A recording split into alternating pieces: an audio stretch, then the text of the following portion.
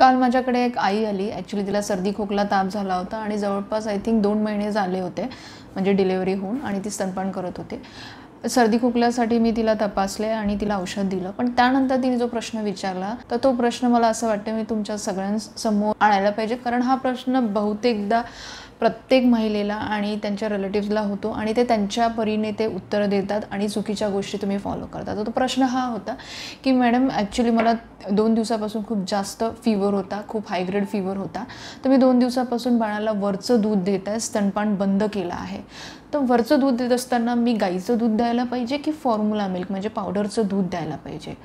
तर हे ऐकून मला आश्चर्य हे वाटलं की तिने हे नाही विचारलं, त्या आईने हे नाही विचारलं की मला स्तनपान करायला पाहिजे की नाही करायला पाहिजे.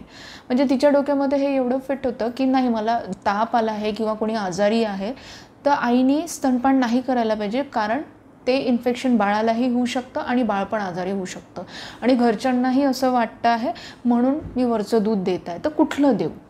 तर बेसिकली सगळ्यात अगोदर आई, जर तुम्ही असं करत असाल तर असं करू नका. तुम्ही कितीही आजारी असाल तरी तुम्ही तुमच्या बाळाला स्तनपान करू शकता.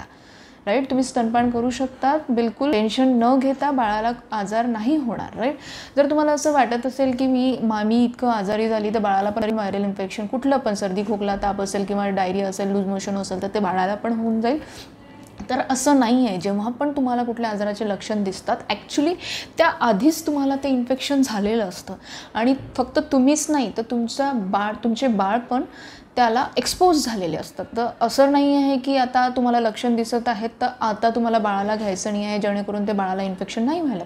ते ऑलरेडी एक्सपोज झालं आहे. पण अशा वेळेला जर तुम्ही जे स्तनपान आपण अमृतपान म्हणतो, जे बाळाला भेटायला पाहिजे, तर ते आपण देत नसू, तर जे अँटीबॉडीज तुमच्या शरीरामध्ये तयार होऊन राहिले आहेत त्या आजाराविरुद्ध, राईट, ते जे काही तुम्हाला व्हायरल इन्फेक्शन झालं आहे, जे काही तुम्हाला आजार झाला आहे, तर त्याच्या अगेन्स्ट फाईट करायसाठी आपली बॉडी अँटीबॉडीज तयार करतात. अँटीबॉडीज काय आहे? ब्लडमध्ये, रक्तामध्ये काही प्रोटीन्स असतात जे त्या जर्म्सच्या विरुद्ध, जीवाणूच्या विरुद्ध फाईट करायला मदत करतात. तर हे रेडीमेड अँटीबॉडीज तुम्हाला तुमच्या बाळाला जात आहे तर तुम्हाला टेन्शन घ्यायची गरज नाही आहे.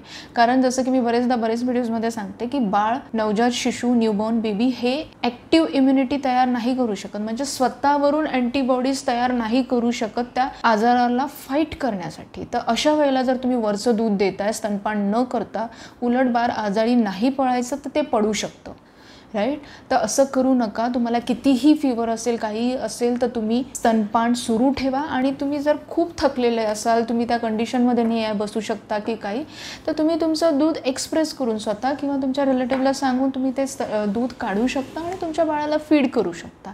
राईट, पण नो डाऊट तुमचं म्हणजे आईचं दूध बाळाला भेटायला पाहिजे, तुम्ही कितीही आजारी असाल तरीही. तर डिअर मॉमीज, कोणीही जर तुम्हाला किंवा असं तुमच्या डोक्यात विचार येत असेल जेव्हा पण की स्तनपान करू की नको करू, नाही मला करायला नाही पाहिजे, जर त्याचं उत्तर नाही येत असेल तर नक्की तुम्हाला तुमच्या डॉक्टरांची किंवा स्तनपान विशेषज्ञाची हेल्प करायला पाहिजे, तुमच्या आजूबाजूला जो पण असेल.